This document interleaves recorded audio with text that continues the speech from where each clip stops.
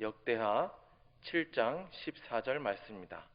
내 이름으로 일컫는 내 백성이 그들의 악한 길에서 떠나 스스로 낮추고 기도하여 내 얼굴을 찾으면 내가 하늘에서 듣고 그들의 죄를 사하고 그들의 땅을 고칠지라. 아멘.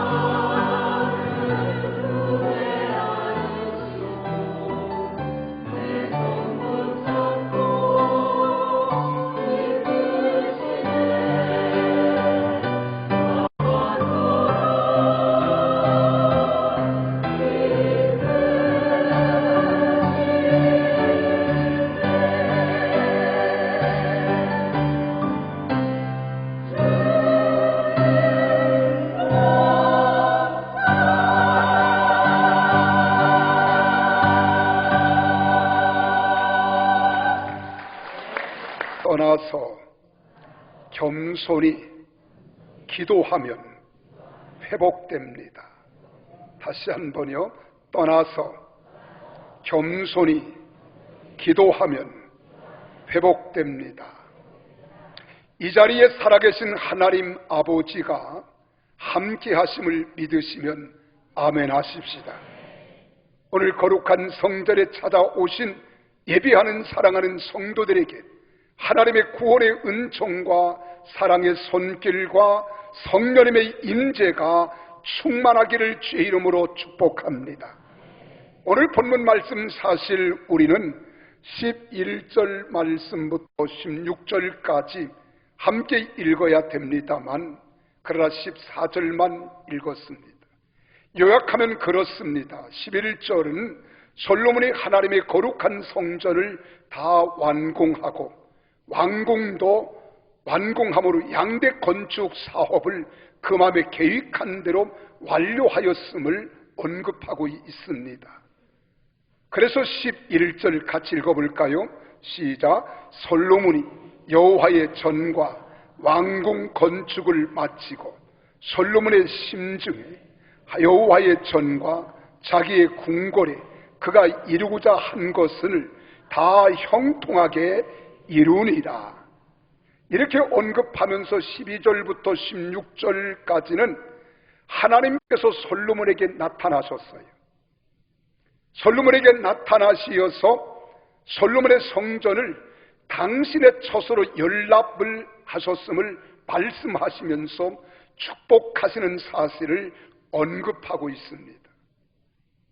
그 축복의 말씀 중 14절 말씀을 오늘 중심으로 은혜를 함께 나누고자 하는데, 이 14절 말씀을 다시 한번 마음속에 깊이 우리 신비에 새기는 마음으로 함께 우리 합독합니다.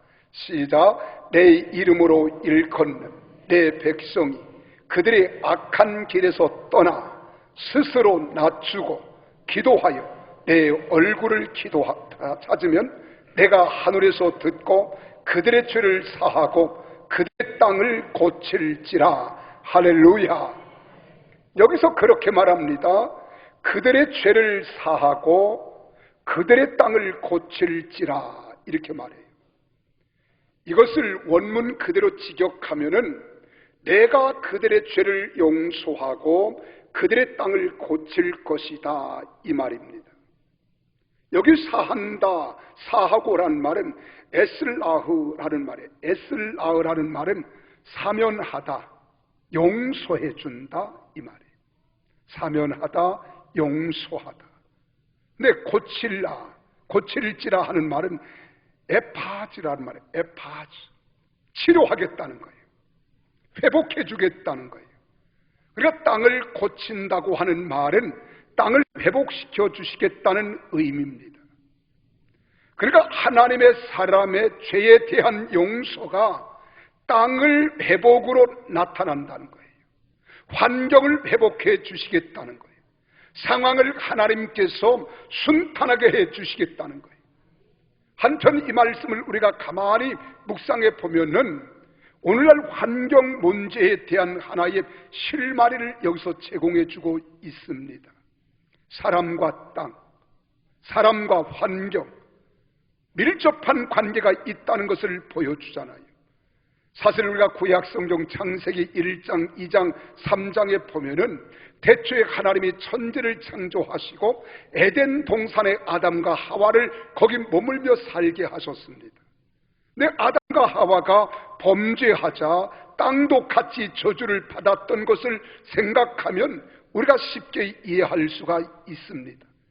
창세기 3장 18절에 보면은 그렇게 기록하고 있습니다. 땅이 내게 가시덤불과 엉겅퀴를 낼 것이라. 내가 먹을 것은 밭의 채소인즉, 이렇게 말해요. 그리고 하나님께서 본래 이 땅에 엉겅퀴는 없었어요. 가시덤불도 없었습니다. 아담과 하와가 범죄하자 이 옥토가 변하여 여러분 황무지가 되었다는 거예요. 가시덤불, 그리고 또한 엉겅퀴는 황무한 땅에서 자라는 식물이고 나무잖아요. 여러분, 이것은 인간의 범죄는 자연을 파괴합니다. 그 결과 인간도 죄를 입는다는 사실을 우리에게 보여주는 거예요. 이 사실이 중남미 과테말라의 알모롱가라고 하는 도시에서 있었습니다.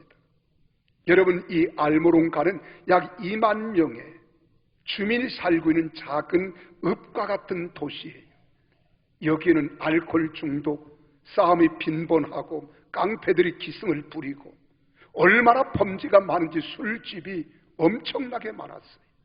그리고 2만 명밖에 살지 않은 이 알모롱가에 여러분 구치소가, 이 교도소가 몇 개냐? 4개입니다. 그리고 사람들은 알코올 중독에다가 싸움판이 벌어지는 거예요. 언제나 이 도시는 싸움과 혼란과 혼돈, 깡패들이 털특실거리는 살기차 불안한 이런 사이예요. 그런데 그 당시에 여러분, 마리노라고 하는 목사님이 이 땅을 변화시켜 주옵소서, 이 땅을 바꾸어 주셔야 됩니다. 그리고 하나님 앞에 일주일이면 사흘 내지 나흘 동안 금식하며 기도하는 거예요. 이 마리노 목사님이 시작한 기도회가 한 사람 두 사람 함께 불어나면서 목회자가 20여 명이 일주일이면 3, 4일 동안 지역사회를 위해서 못 사는 땅, 어려운 땅, 혼란과 혼동이 거듭하는 이 땅에 평화의 도시가 되기를 위하여 하나님께 기도했습니다. 20여 명의 목사들이 늘 깨어 기도하기를 수년 동안 하는 가운데 또한 성도들이 합세하기 시작했어요. 이제는 수백 명이 하나님께 기도합니다. 이렇게 기도했더니 10년이 지난 어느 날 범죄가 점점 줄어들면서 서울 36개였던 술집이 3개로 줄어들었어요. 남이 잘 되는 게 그렇게 배가 아파요? 아멘 좀 하소. 36개의 술집이 줄어서 3개가 됐다니까요. 4개가 되는 이 교도소가 다 문을 닫고 이걸 관청 업무를 보는 귀한 사무실이 되고, 그리고 결혼 예식장을 사용하는 웨딩을 할 수 있는 결혼 예식장이 되었어요. 그리고 자녀들에 대한 교육이 시작되었고, 점점 범죄는 줄어들어서 교도소가 사라지지요, 술집이 사라지지요, 서로 삶의 의욕의 질을 높일 때에 놀라운 일이 벌어졌습니다. 10년이 지난 어느 날부터는 그렇게 황폐했던 땅의 토질이 변화된 거예요. 당근 농사를 지어도 이전에 수확했던 수확의 크기보다 2배, 3배가 큰 당근이 재배가 되는 거예요. 열매를 거두어 들여도 2배, 3배의 수확을 거두어 들이고 4배, 5배 수확을 거두어 들이는 거예요. 연 40톤의 농산물이 연 160톤, 200톤으로 증가하는 거예요. 그래서 사람들이 깜짝 놀랐습니다. 정부에서, 미국 농업진흥청에서, 그리고 사람들이 와서 이 토지를 연구한 별반 다를 게 없는 거예요. 내가 하나님 앞에 기도했더니 범죄율이 줄어들자 땅도 변화되고 환경의 아름다운 역사를 가져온 줄로 믿으시기를 바랍니다. 여러분, 죄라고 하는 것이 얼마나 무서운가를 우리에게 보여주는 거예요. 그러므로 우리의 영혼의 병이 깊으면 깊을수록 우리에게는 그 병을 근본적으로 고칠 수 있는 하나님의 능력이 반드시 필요합니다.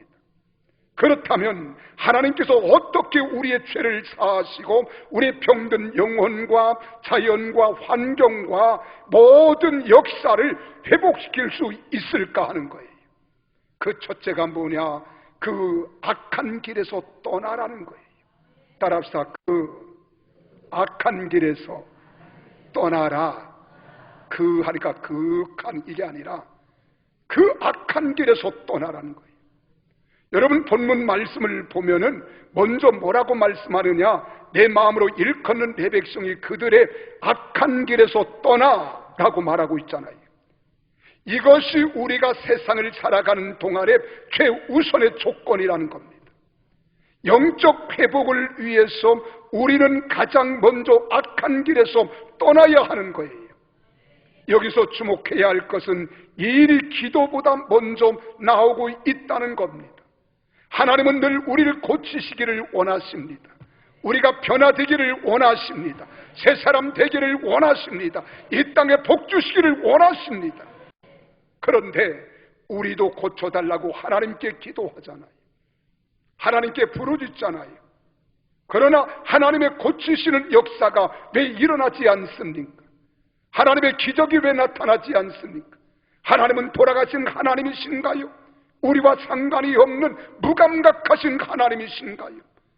그럼에도 우리는 종교 중독에 걸려서 하나님을 찾고 기도하나요? 아니에요. 하나님은 살아계십니다.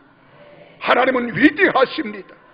그런데 여기서 우리가 깊이 하나 알 수 있는 것은 기도가 먼저가 아니기 때문이라는 거예요. 이 악한 길은 히브리 원어에서 복수로 사용하고 있습니다. 이 말을 보면은 외야수부 그래서 외야수, 이 말은 하나님 백성들은 악한 길에서 떠나야만 하나님 앞에 간구하고 응답을 받을 수 있다 이 말입니다. 그런데 그렇게 하지 못하는 이유가 무엇입니까? 간단히 말하면 딱 한마디입니다. 죄라고 하는 거예요. 죄. 하나님이 우리에게 임재하시면 제일 먼저 하시는 게 뭐예요? 허물과 죄로 죽었던 우리를 살리실 때 허물을 벗겨내시고 죄를 사해 주셔야 될 줄로 믿습니다. 이 죄 때문에, 죄는 갑자기 일어난 일이 아닙니다. 아름다운 신앙의 성숙함의 열매는 하루아침에 맺혀지는 것이 아니듯이 신앙의 실패도 순간 우연히 생기지 않습니다. 우리는 한동안 하나님과의 관계가 잘못된 채로 하나님을 거스르며 죄악 가운데 살아갈 때 삶은 필연적으로 악한 길로 접어들게 되는 거예요. 그리고 그러한 영혼의 상태로 불순종하게 됩니다. 불의를 행하게 됩니다. 음란하게 살아갑니다. 범죄함으로 인하여서도 죄를 죄라고 인정하려고 하지 않습니다.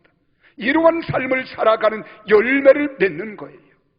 문제는 그 다음입니다. 죄가 우리 마음에 들어오고 우리가 악한 길에 서면 제일 먼저 우리 지성이 혼돈이 오는 거예요. 혼란이 옵니다. 미혹이 됩니다. 그래서 판단이 흐려집니다. 분별력이 상실됩니다. 거룩하고 진실하게 살 때에는 총명했던 눈에 무엇인가 끼인 듯 흐려지는 거예요. 그러면 사리를 분별하고 선과 악을 나눌 수 있는 예리한 영적 통찰력이 사라지는 겁니다. 그러므로 중요한 것은 우리의 지성과 생각이 하나님 말씀으로 지배를 받아 승복하는 거예요. 나는 여러분들이 언제나 세상 죄악의 지배를 받는 자가 아니라 하나님 말씀에 붙잡힌 바 되어진 하나님의 사람, 말씀의 사람, 성령의 사람이 되기를 바랍니다. 하나님의 말씀이 지금 나의 영적 상태에 대해서 뭐라고 말씀하신가 들을 수 있어야 돼요. 이 민족과 하나님에 대하여 어떻게 생각하고 있는지 우리는 정신을 바짝 차리고 말씀을 통해서 하나님 말씀을 들어야 합니다. 그리고 생각과 지성으로 그 말씀에 깊이 공감하며 들어야 합니다. 과거에 영적인 체험이 많았다 할지라도 견고하지 못한 사람들이 있잖아요. 그들의 공통점이 뭔 줄 아십니까? 생각의 혼돈이라고 하는 거예요. 마음의 혼란이라고 하는 거예요. 우리가 영적인 질서를 잡지 못하면 혼란과 혼돈, 그리고 영적인 암흑이 짙게 깔리는 겁니다.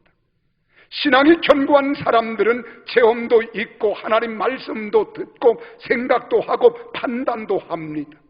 결국 하나님 말씀 앞에 잘못된 것들이 드러나는 순간 악은 떠나고 우리는 바르게 참되게 신실하게 거룩하게 하나님 말씀대로 살아야겠다는 결단을 하게 된 겁니다. 그래서 하나님 앞에 우리가 기도할 때 나를 고쳐달라고 기도하면서 마음 깊이로부터 참된 기도를 우리는 나타나야 되는 거예요. 그래서 먼저 내가 세상에 나의 허물을 벗어버려야 되고 죄악의 사슬을 끊어버리고 어둠의 권세를 떠나서 믿음으로 승리하는 여러분과 저가 되어야 될 줄로 믿으시기를 바랍니다. 그때 하나님께서 우리에게 들려주는 소리가 있어요. 무슨 소리인 줄 아십니까? 죄악의 허물을 벗으라는 거예요. 옛 것을 벗어버리라는 거예요. 우리가 끊어버리라는 거예요. 잘라버리라는 거예요. 이때 우리는 마음으로 결단해야 합니다. 그리고 굳은 의지로 하나님께 기도해야 합니다. 그때 하나님께서 응답의 소리가 들려지는 겁니다. 그러므로 우리는 이렇게 기도해야 합니다. 한번 따라합시다. 주여, 우리의 허물과 위선과 거짓을 벗기시고 참된 모습을 바라볼 수 있게 하옵소서. 그리고 하나님을 경외하는 거예요. 하나님을 두려움의 대상으로 생각하고 섬기는 거예요. 그때 나는 떨림을 가지고 하나님께 무릎을 꿇게 되어지고 내 자신은 낮아지게 되어 있습니다. 겸손하게 되어 있습니다. 우리가 낮아지지 아니하면 안 됩니다. 겸손해지지 않으면 안 됩니다. 그래서 주님이 그렇게 말해요. 내가 죄악의 사슬을 끊고 옛 구습을 벗어버리고 새 사람을 입으면 내가 스스로 낮아지는 거예요. 오늘 주님이 그렇게 말하잖아요. 스스로 낮추고 그랬어요. 스스로 낮추고. 성경은 말씀합니다. 스스로 낮추고. 이 말은 히브리 원어로 웨이 가테우 그래요. 이 말은 정복되다는 거예요. 내가 겸손해지다는 거예요. 전쟁의 패배로 말미암아 내가 굴복당했다는 겁니다. 이 말씀을 한마디로 말하면 하나님의 엄청난 은혜 앞에 굴복당하여 내 스스로 겸손하게 나를 낮추는 겁니다. 그를 높으신 분, 귀하신 분, 존귀하신 분, 그리고 놀라우신 분으로 우리가 바라보는 순간 나는 그와 비교했을 때 연약한 존재, 나약한 존재, 아무런 쓸모도 없는 힘도 없는 존재임을 내가 나를 느끼는 겁니다. 그런데 사람이 하나님 앞에 겸손해지지 못하는 이유가 무엇인 줄 아십니까? 내가 누구인지를 모르기 때문입니다.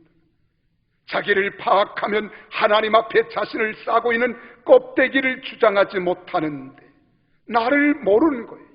이걸 가르쳐 사람들은 주제 파악을 못한다 그러잖아요.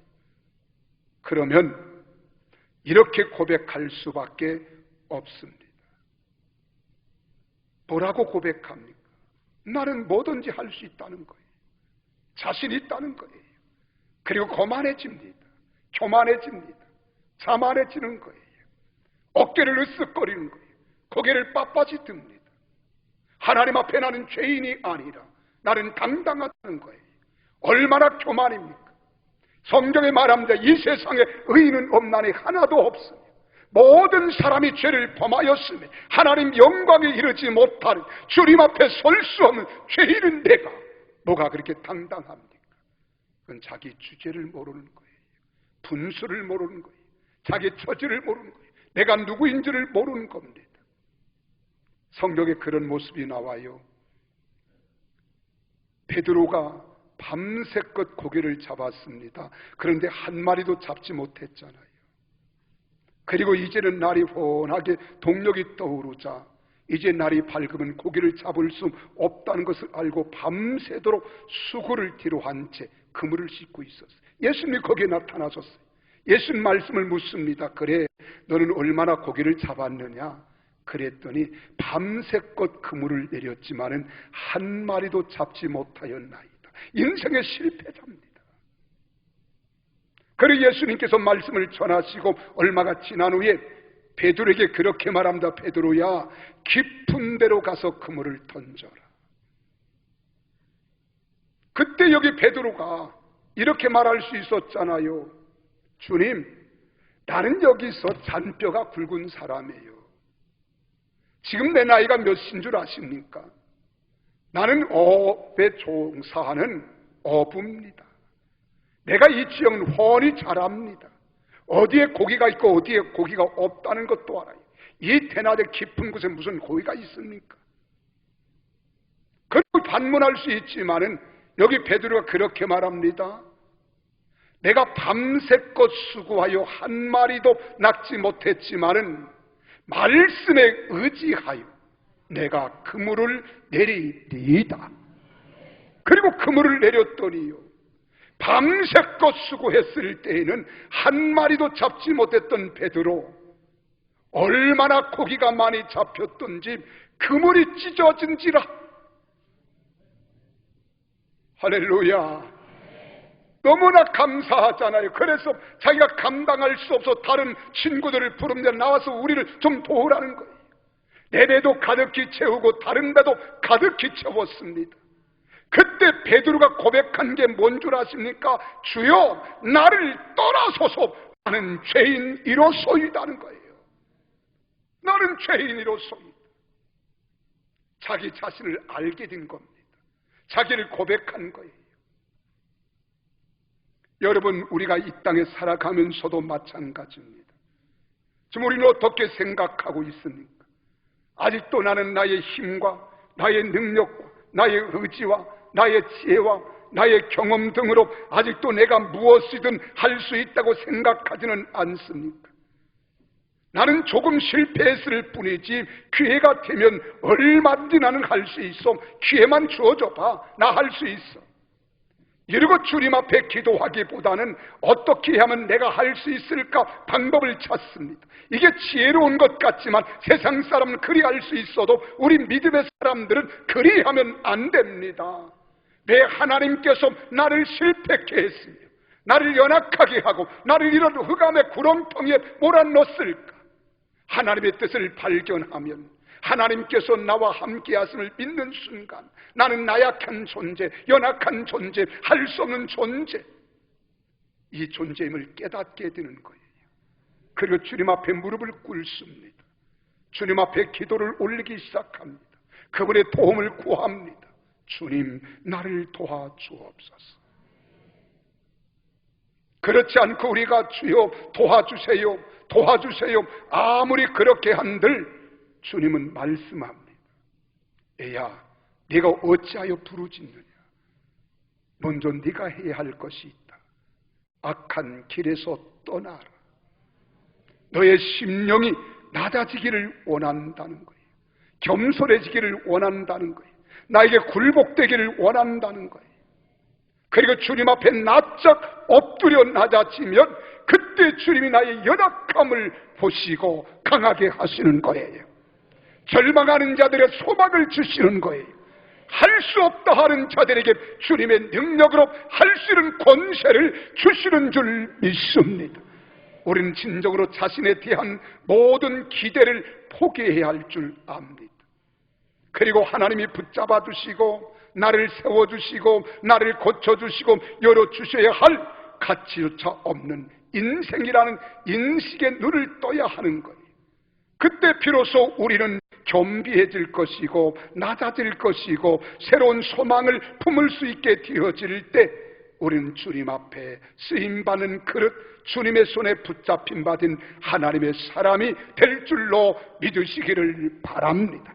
이제 됐다. 내가 너를 써주마. 내가 너를 들어 써주리라. 내게 세임 주리라. 능력 주리라. 할 수 있도록 하리라. 주님의 음성을 들어야 돼요. 이때 진정한 기도의 제목으로 나아가야 합니다. 여러분, 우리가 스스로 낮아진 성도만이 비록 이전과는 다른 기도를 하나님 앞에 드릴 수 있습니다. 이제는 악한 길에서 돌이키지 않으면 소망이 없다며 우리는 땅바닥에 납작 엎드리는 거예요. 납작 엎드렸을 때 이렇게 낮아지면 사람들의 기도는 달라지기 시작합니다. 그러면 우리는 그때 하나님 앞에 무엇을 간절히 기도해야 합니까? 기도의 진정한 목표는 기도의 제목을 잃어버리는 거예요. 나는 이것이 기도의 목표라고 봐요. 그리고 오직 하나님께만 떠올리는 겁니다. 하나님만 떠올리는 거예요. 하나님만 상상하는 거예요. 하나님만 바라보는 거예요. 그때 주님이 내게 임재하시면 세상과 나는 간 곳 없고 구속한 주만 보이기 시작하는 겁니다.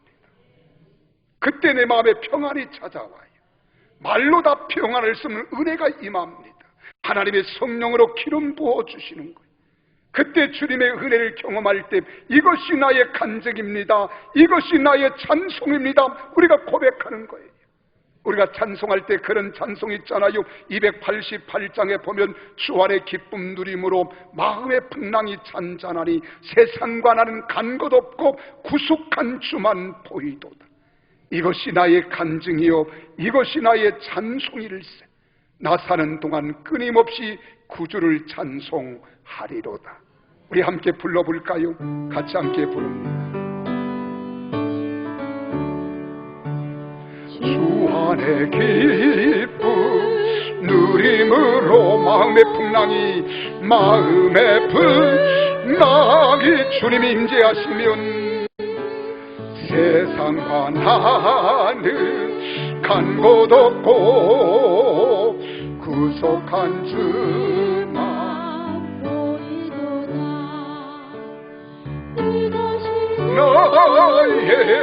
간증이요 이것이 나의 찬송일세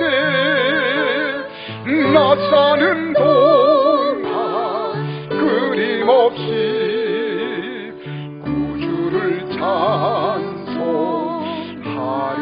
찬송하리로다. 세상은 온데 간데 없고 주님만 보일 때, 우리 주님만 보일 때, 오늘 본문이 우리에게 인생의 답을 주고 있습니다.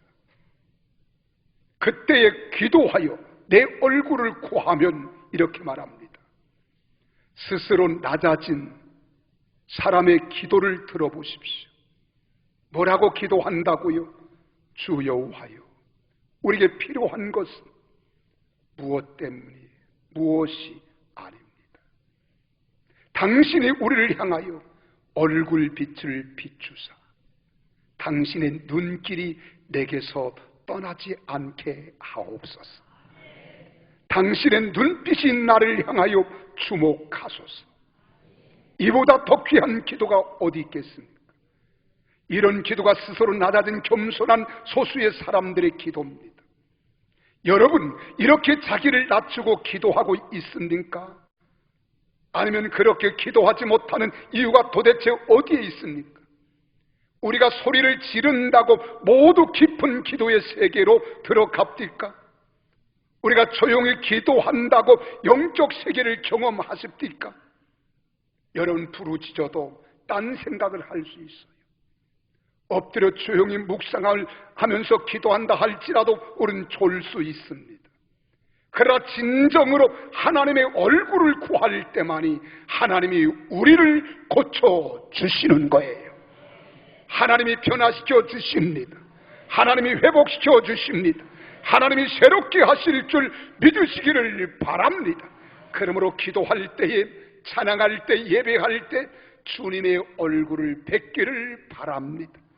우리가 찬송가 438장 2절에 보면 그런 찬양이 있잖아요. 주의 얼굴 뵙기 전에 멀리 비던 하늘나라 내 마음속에 이루어지니 날로 날로 가깝도다. 할렐루야. 찬양하잖아요. 이 찬송도 불러볼까요?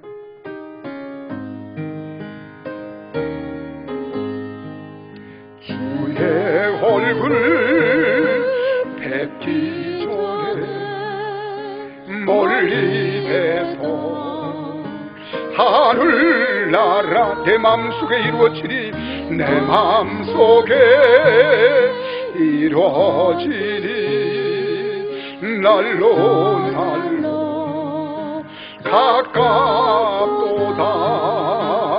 할렐루야 찬양하세 내 모든 죄 사함받고 주 예수와 동행하리 그 어디나 하늘나라. 나는 여러분 이렇게 부탁합니다. 기도할 때마다 주님의 얼굴을 보십시오. 찬양할 때마다 주님의 얼굴을 뵙기를 바랍니다. 예배할 때마다 주님의 얼굴이 여러분 머릿속에 떠오르기를 바랍니다. 그리고 하나님의 능력을 덧입으십시오. 그래서 시편 기자는 그렇게 말합니다. 여러 곳에서 하나님의 자녀로서 최상의 행복이란 하나님의 얼굴의 빛을 비추는 것이라고 표현하잖아요. 시편 31편 16절에 보면 그렇게 말합니다. 주의 얼굴을 주의 종에게 비추시고 주의 사랑하심으로 나를 구원하소서. 시편 27편 9절에도 말합니다. 주의 얼굴을 내게서 숨기지 마시고 주의 종을 놓아여 버리지 마소서. 주님은 나의 도움이 되셨나이다. 나의 구원의 하나님이시여 나를 버리지 마시고 떠나지 마소서. 주님의 얼굴을 내게서 숨기지 마소서. 오늘도 주님의 얼굴을 뵙기를 바랍니다. 그리고 여러분 심령식의 평강이 넘쳐나기를 예수의 이름으로 축원합니다. 우리가 진정 기도의 제목은 하나님의 얼굴을 구하는 기도를 우리의 삶 깊은 곳에 뿌리를 내려서 우리의 지성과 열심과 노력과 열정으로도 수많은 사람들의 위로도 이 세상의 가장 좋은 것으로도 할 수 없는 일들이 이루어지는 것, 이것이 바로 주님을 명절에 대할 때 이루어지는 은혜인 줄 믿습니다. 그때 비로소 하나님께서 목자 잃은 양같이 고통하고 신음하는 우리의 영혼을 고쳐주시는 거예요. 육체를 치료해 주시고 환경도 사업도 회복시켜 주시어서 우리가 고침받고 변화받은 우리를 통해서 인생도 가정도 사업도 교회도 세상도 변화지고 고쳐지고 세상과 이 나라가 새로워지도록 놀라운 일들을 일으켜 주실 줄 믿으시기를 바랍니다. 그 주님과 함께 동행하기를 주의 이름으로 축원합니다. 여러분이 섬기는 하나님은 위대하신 하나님이십니다. 능력의 하나님이십니다. 권세의 하나님이시고 기적의 하나님이심을 믿으시기를 바랍니다. 하나님의 백성이 악한 길에서 떠나 스스로 낮아져서 하나님을 만나고 하나님과 교통하면 주님께서 우리를 고쳐주시고 변화시키는 역사가 일어날 때 초막에도 궁궐에도 주 예수 모시면 하나님 나라가 아니겠습니까? 나는 여러분 가정에 이 주님의 평화가 있기를 바랍니다. 이어서 높은 산이 거친 들이 초막이나 궁궐이나 내 주 예수 모신 곳이 그 어디나 하늘나라 할렐루야 찬양하세 내 모든 죄 사함받고 주 예수와 동행하리 그 어디나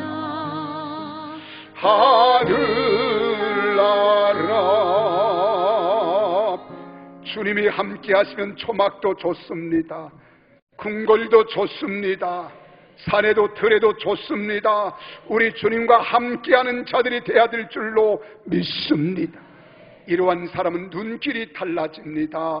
마음의 생각이 달라지는 거예요. 불평하던 자들이 감사하는 겁니다. 원망하는 자들이 남을 위로하는 자가 됩니다. 언제나 감사가 넘쳐나기를 주 이름으로 축원합니다. 제가 이렇게 보니까 감사는 아무나 하는 게 아니에요. 아무나 하는 게 아니에요. 하나님의 영이 임하여 하나님의 성령이 역사하실 때 원망 불평이 사라지고 감사가 찾아오는 줄 믿습니다. 감사할 때 기쁨이 있어요. 찬양이 있어요. 어떤 조건과 환경에서도 하나님께 감사할 줄 아는 진정한 성도들이 되시기를 주의 이름으로 축원합니다. 이런 글을 하나 보았습니다. 군인들이 식사 시간이 되었어요. 모두가 소란합니다. 막 아우성해요. 너무 좋다는 거예요. 오늘은 돼지고기로 만든 돈가스가 2개가 나온다는 거예요. 그러니까 하나도 좋은데 2개가 나오니까 군인들이 얼마나 좋겠습니까? 그를 줄을 쫙 섰는데 조금 있더니 웅성웅성 하더니만 불평하기 시작합니다. 야, 소스가 없대. 돈가스는 2개를 주는데 소스가 없대. 소스가 없는 걸 무슨 맛으로 먹냐? 그래서 원망 불평하기 시작하니까 그때 한 병사가 이렇게 말합니다. 취사반에서 하는 말이에요. 이번에 취사병이 가서 돈가스를 수령해 오는데 세상에 돈가스만 2박스를 수령해 왔고 소스를 안 가지고 왔다는 거예요. 그래 다른 부대에서는 돈가스를 안 가져가고 소스만 2박스 가져갔다는 거예요. 그럼 우린 돈가스를 2개 먹을 수 있는 게 얼마나 감사. 그러나 그들은 돈가스만 먹을 아니 소스만 먹고 앉아 있을 거 아니냐. 그러니까 원망하지 말자, 감사하자. 그랬다는 이야기가 있어요. 오늘 여러분, 우리는 언제나 감사가 있어야 돼요. 기쁨이 있어야 돼요. 예수 믿는 사람은 평안이 있어야 돼요. 얼굴에 화색이 있어야 돼요. 춤추는 자가 되어야 합니다. 여러분 스스로 우리가 세상의 모든 죄악된 것들을 끊으세요. 허물을 벗어버리세요. 옛것을 벗어버리세요. 죄악의 고리를 다 끊어버리세요. 그리고 스스로 낮아지세요. 기도할 때 그의 얼굴을 구하세요. 주님은 반드시 고쳐주십니다. 회복해 주십니다. 사업장이 회복됩니다. 자녀들이 회복됩니다. 우리 가정이 회복됩니다. 고치는 역사가 있을 줄 믿습니다. 기도하겠습니다.